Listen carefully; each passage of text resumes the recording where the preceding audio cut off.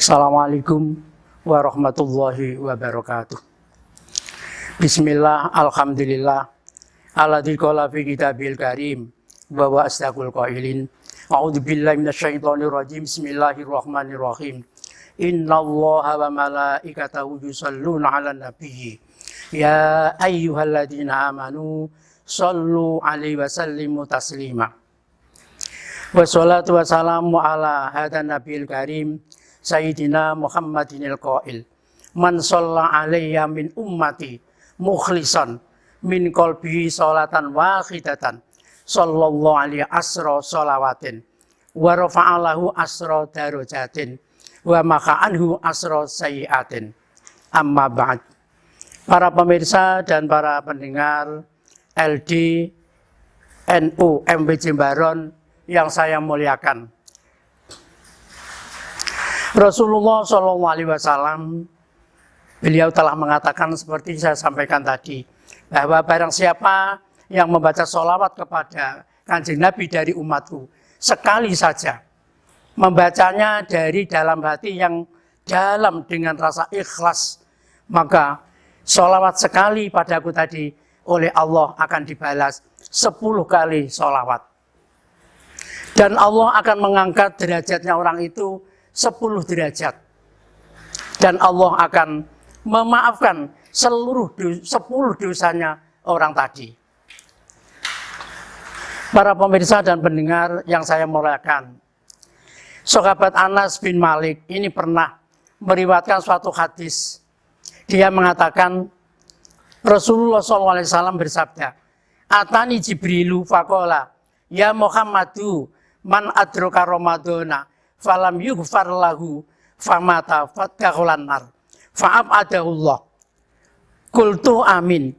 Wa qala wa man adraka walidayhi aw akhadihima falam yubarruhuma falam yabirruhuma famata fatakhulan nar fa'abadahullah.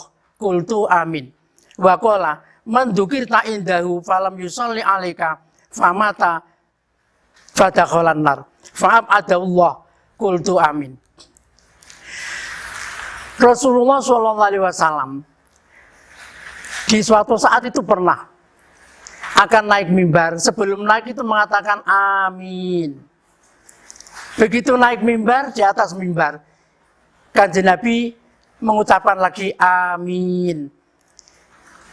Kemudian Nabi duduk. Setelah duduk, Nabi juga mengucapkan lagi amin. Sahabat Mu'adz bin Jabal mendengar ucapan Rasulullah, langsung dia menghampiri Rasulullah SAW. Beliau menanyakan, ya Rasulullah, ya Gusti Rasul, napa panjenengan iku gerah? Apa jawab Rasulullah? Ora Mu'adz, aku sehat-sehat wae. Lho kenging napa panjenengan kok mengatakan amin, amin, amin sampai 3 kali? Oh ngene Mu'adz, aku meng ditekani kalau malaikat Jibril. Malaikat Jibril berkata kepadaku, wahai Muhammad, barang siapa menemukan bulan Ramadan, beliaunya belum mendapatkan ampunan dari Allah, kemudian meninggal, maka masuk neraka. Allah akan menjauhkan orang itu dari rahmat Allah Subhanahu wa ta'ala. Kemudian aku mengatakan amin yang pertama. Setelah itu malaikat Jibril mengatakan lagi, waman adraka walidayhi aw akadihima falam yabirruhuma famata fatakhulan nar fa'abadahullah. Qultu amin. Barang siapa menemukan kedua orang tuanya atau salah satunya tapi tidak mau melakukan birrul walidain, mati, maka masuk neraka. Allah akan menjauhkan orang itu dari rahmatnya. Kemudian aku mengatakan amin yang kedua. Yang ketiga, Jibril mengatakan man dzukirta indahu falam yusalli alaika famata fatakhulan nar fa'abadahullah. Qultu amin.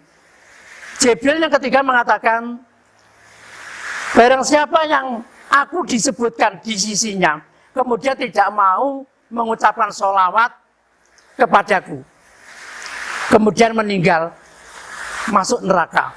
Allah akan menjauhkan rahmatnya pada orang itu. Kemudian aku mengucapkan amin yang ketiga. Para pendengar dan pemirsa yang saya muliakan. Apa yang disampaikan oleh malaikat Jibril kepada Rasulullah SAW yang pertama, falam yughfar lahu. Orang yang tidak mendapatkan ampunan dari Allah dalam bulan Ramadan, bisa ditarik satu kesimpulan, bahwa orang itu tidak melakukan kewajiban Ramadan, yakni berupa puasa bulan Ramadan. Sebab dengan melakukan puasa bulan Ramadan, sudah barang tentu kata Rasulullah, ghufira lahu ma taqaddama min dzambih. Secara otomatis dosanya orang itu yang sudah akan diampuni oleh Allah Subhanahu wa ta'ala. Di dalam hadis lain Allah sudah mengatakan bahwa Allah itu di dalam bulan Ramadan setiap malam berseru 3 kali. Satu di antaranya adalah barang siapa yang minta ampun kepadaku, maka aku akan memberikan ampun kepadanya. Pemirsa dan pendengar yang saya muliakan, yang nomor 2, barang siapa yang menemukan kedua orang tuanya atau salah satunya dan tidak melakukan birrul walidain, meninggal, maka masuk neraka. Allah akan menjauhkan rahmatnya pada orang itu. Pemirsa dan pendengar yang saya muliakan, pada zaman Rasulullah SAW ini pernah disuani oleh sahabat Salimah. Jadi dari golongan Bani Salimah. Bani Salimah ini matur kepada Nabi, ya Rasulullah, apakah saya ini masih punya kewajiban birrul walidain kepada kedua orang tuaku? Padahal beliaunya sudah meninggal kedua-duanya. Apa kata Rasulullah? Qala na'am, iya. Awakmu masih punya kewajiban birrul walidain kepada orang tuamu. Kemudian Bani Salimah bertanya kepada Rasulullah, kados pun dibentukipun ya Rasulullah, birrul walidain yang harus saya lakukan kepada kedua orang tua itu. Nabi mengatakan al-istighfaru lahuma, yaitu memintakan ampun kedua orang tuamu. Saya masih teringat betul kepada Khadatul Syekh Kiai Lirboyo. Dia mengatakan birrul walidain itu bisa kamu lakukan dengan mudah. Setiap kamu sholat, setelah sholat kamu wiridan, jangan kamu tinggalkan. Astaghfirullahaladzim li wali walidayya wali ashabil huquqi wajibati aliyya wali jamil mu'minina wal mu'minat wal muslimin wal muslimat al-ahya'i minhum wal amwat. Itu merupakan satu bentuk birrul walidain yang yakin bisa dilakukan oleh siapapun, sebab bentuknya itu sangat ringan. Yang nomor 2, birrul walidain itu berupa wa infadu adhimam. Awakmu kudu melaksanakan apa yang jadi wasiatnya kedua orang tuamu. Selama wasiat itu merupakan wasiat yang baik, artinya wasiat yang tidak melanggar syariat, merupakan wasiat yang tidak bentuknya itu kemaksiatan, maka kamu wajib melaksanakan. Itu merupakan birrul walidain. Yang ketiga, birrul walidain itu berupa wa ikramu shadiqihima. Seluruh teman bapakmu, seluruh teman ibumu harus kamu muliakan. Tidak usah kamu melihat dari segi materialnya. Karena teman bapakmu sebagai orang yang miskin, tidak punya. Keluarga ibumu juga menjadi orang yang miskin, orang yang tidak punya. Kemudian kamu tidak mau memuliakan. Itu jangan. Jangan dilihat dari kaya dan miskinnya. Kewajiban kamu adalah birrul walidain, bentuknya memuliakan. Kemudian yang keempat, wasilaturrahimi allati la tusalu illa bihima. Kamu wajib melaksanakan silaturahim kepada keluarga bapak dan ibumu agar tidak terputus hubungan kekeluargaanmu.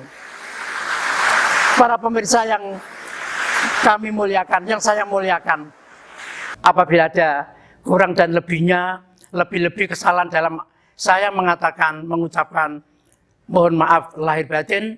Akhirnya ihdinas siratal mustaqim. Wallahu muwaffiq ila aqwamit thoriq. Assalamualaikum warahmatullahi wabarakatuh.